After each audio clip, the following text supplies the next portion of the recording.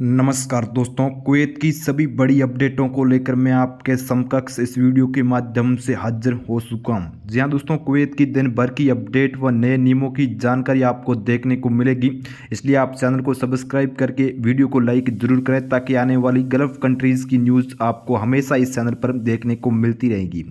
सबसे पहले दोस्तों बात करते हैं, कुवैत सरकार ने बायोमेट्रिक को लेकर कुछ दिन पहले भी ऐलान किया था और वर्तमान में भी मिनिस्ट्री ऑफ इंटीरियर की तरफ से बड़ा ऐलान किया गया है। यानी जिन लोगों ने अभी तक बायोमेट्रिक नहीं कराई है उनको जून माह तक बायोमेट्रिक कराना बिल्कुल जरूरी है। और जो लोग दोस्तों बिना बायोमेट्रिक के कुवैत देश से निकल गए थे दूसरे देश की यात्रा पर या कोई अन्य कारण के तहत बायोमेट्रिक नहीं कराई है तो आप वापस आते हैं तो आपको अब रोका नहीं जाएगा, बायोमेट्रिक आपकी बाधा नहीं बनेगी। एयरपोर्ट पर यहाँ पर फिंगरप्रिंट यहाँ पर कर सकते हैं, आप बायोमेट्रिक जमा करा सकते हैं या फिर कोई अन्य जगह पर करा सकते हैं, आपको एयरपोर्ट पर नहीं रोका जाएगा। इसकी साफ साफ जानकारी सरकार ने दे दी है।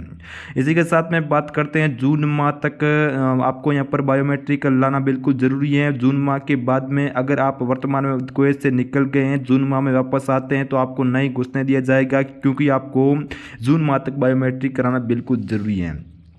इसी के साथ में बात करते हैं, कुवैत में एक रिपोर्ट के अनुसार देखें तो 1,40,000 ऐसे प्रवासी हैं जिनका इकामा नहीं है और अवैध कुवैत में रह रहे हैं। 1,40,000 से लेकर 50,000 तक के लोग बिना इकामा के कुवैत में निवास कर रहे हैं, उन पर फाइन लगाया जा सकता है। इसी के साथ में अगर आपके पास में इकामा नहीं है तो छूट के महीनों के अंदर आप फाइन भर के या फिर ग्रामा भर के इकामा ले सकते हैं। उसके बाद में आप पर बड़ा फाइन हो सकता है या फिर कोई कार्रवाई हो सकती है, इसलिए आप सूट में ही फाइन भर के या फिर ग्रामा लेकर आपको इकामा लेना बिल्कुल जरूरी है। या फिर दोस्तों आप यहाँ पर देश से निकल सकते हैं और वापस नया पासपोर्ट बनाकर वीजा बनाकर एंट्री करते हैं तो आपको यहाँ पर जो आपका इकामा है जो कि बना दिया जाएगा। इसलिए दोस्तों आपको अब इकामा बनाना बिल्कुल जरूरी है। पकड़े गए तो आपकी फिंगर ब्लॉक कर दी जाएगी। अगर आप अवैध तरीके से रह रहे हैं तो फिंगर ब्लॉक कर दी जाएगी और कुवैत से निकाल दिया जाएगा।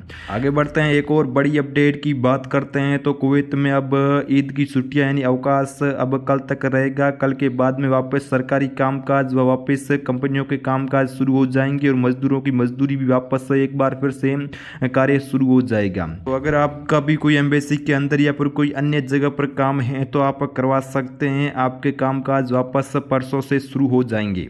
तरफ से बड़ा ऐलान किया गया है। जी हाँ दोस्तों, मिनिस्ट्री की तरफ से बड़ा ऐलान ये किया गया है कि जो सीनियर सिटीजन हैं या फिर मरीज हैं उनको बायोमेट्रिक देने के लिए ऑफिस के चक्कर काटने की ज़रूरत नहीं है क्योंकि वो अपनी उनकी सर्विस घर पर ही दी जाएगी। उनकी बायोमेट्रिक या फिर जो फिंगरप्रिंट है वो घर पर आकर ले ली जाएगी। उनको यहाँ पर ऑफिसों की चक्कर काटने की ज़रूरत नहीं है। बहुत ही बड़ी अपडेट है, वो बहुत ही बड़ा ऐलान यहाँ पर किया जा चुका है मिनिस्ट्री ऑफ इंटीरियर की तरफ से। अगली बड़ी अपडेट की बात करते हैं तो मिस्र की तरफ से अब वर्तमान में नए वर्कर्स की एंट्री होने वाली है और काफ़ी तादाद में नए मजदूर यहां पर मिस्र की ओर से कुवैत में आने वाले हैं क्योंकि दोस्तों मिस्र के लिए वर्क वीजे की शुरुआत हो चुकी है। कुवैत देश ने जो मिस्र का वीज़ा बंद कर रखा था वर्क वीज़ा उसको वापस चालू कर दिया है। और वीजे की बात करते हैं तो ये वर्क वीज़ा 3,000 KD से प्लस यहाँ पर पैसों में मिल रहा है क्योंकि दोस्तों 3,000 दिनार देने के बाद में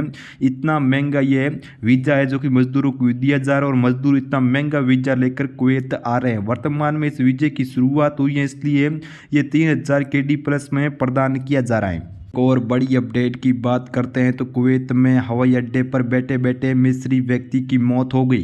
पता तब चला जब पुलिस वालों ने इमरजेंसी यहाँ पर जो ऑफिसर थे उनको बुलाकर उनको खंगाला तो पता चला कि मिस्री व्यक्ति की जो यहाँ पर एयरपोर्ट में बैठक भवन होता है उसमें मौत हो गई बैठे बैठे। अभी तक उसकी मौत का राज नहीं खुला है। उसकी डेड बॉडी को यहाँ पर फॉरेंसिक लैब में भेज दिया गया।